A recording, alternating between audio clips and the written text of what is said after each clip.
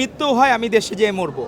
তো এভাবে যে একজন সাধারণ গৃহবধূ, উনি প্রধানমন্ত্রী কিন্তু ওনার মন মানসিকতা ছিল একবারে গৃহবধূর মতো।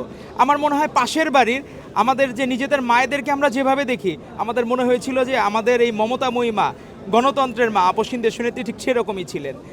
উনি আমাদেরকে এমন এক শূন্যতার মধ্যে ফেলে দিয়ে গেলেন যে আমরা তার গাড়ির পিছনে ছুটে যাওয়া, ফ্যাসিস্ট হাসিনা কত কষ্ট দিয়েছে তাকে, কিন্তু একদিনের জন্য উনি নোংরা কথা বলেন নাই। আজকে আমরা এই শূন্যতা যে কিভাবে ফিল আপ করবো, আদৌ এই শূন্যতা ফিল আপ হওয়ার মতো কিনা এটা আসলে কোনোদিন সম্ভব না। বাংলাদেশের মানুষ অনেকে বলতেছে যে আসলে মানিক মেয়ে এভিনিউ কোন দিকে, এরকম অসংখ্য মানুষজন তারা শুধু চেনে বেগম খালেদা জিয়াকে, তারা দল বুঝে না, মত বুঝে না, কোনো বর্ণ ধর্ম কিচ্ছু বুঝে না, তারা শুধু বুঝে বেগম খালেদা জিয়া এই দেশের জন্য আশীর্বাদ। এই দেশের জন্য এত বড় আশীর্বাদ আর কখনো আসবে কিনা সেটি আসলে খুব কষ্টকর, যে ম্যাডামের ইয়াতে চলে যাওয়াটা, আর ফ্যাসিস্ট হাসিনা সরাসরি এটা যে ইনিশিয়েট করলো এই তার মৃত্যুকে, এই মৃত্যুর দায় কখনো সে এড়াইতে পারে না, এবং তার জন্য সে নিজে স্বয়ং দায়ী। এই ফ্যাসিস্ট হাসিনার কারণেই আমাদের ম্যাডামকে এই করুণ দশা হয়েছে। না হলে তার মতো একজন সৎ এবং তার মতো সৎ রাষ্ট্রনায়ক, গুণী মানুষ, উনি 91 সালে বলেছিলেন ওদের হাতে গোলামির পিঞ্জির, আমাদের হাতে স্বাধীনতার পতাকা।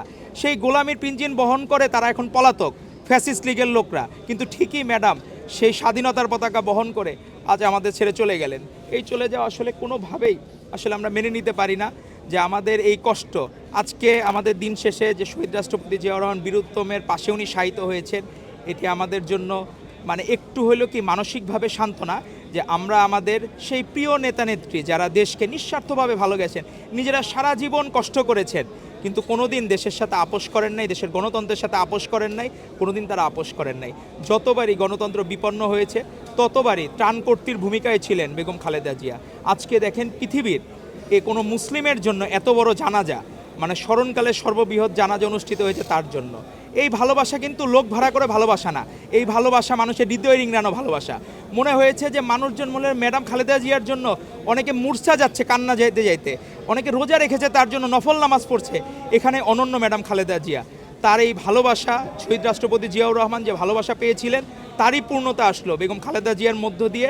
এরকম যে মহিমান্বিত মৃত্যু হতে পারে সেটি আসলে আমরা আর এর আগে কোনো দিন দেখি নাই। তবে ফ্যাসিস্ট হাসিনার যতদিন পর্যন্ত বিচার না হবে এবং তাকে ফাঁসির কাস্টে না ঝোলানো হবে, ততদিন পর্যন্ত আমাদের সেই ফ্যাসিবাদ বিরোধী সংগ্রাম অব্যাহত থাকবে, এবং গণতন্ত্র সত্যিকার অর্থে জাতীয় নির্বাচন হলে সেটির মাধ্যমে গণতন্ত্র মুক্তি পাবে। কিন্তু হাসিনার বিচার না হওয়া পর্যন্ত আমাদের এই আন্দোলন সংগ্রাম থেমে থাকবে না। আমরা পরিপূর্ণ চাই বেগম খালেদা জিয়ার মৃত্যুর জন্য যে হাসিনা দেয়, ফ্যাসিস্ট হাসিনা কোনোদিন দায় এড়াইতে পারবে না, আমরা তার বিচার চাই।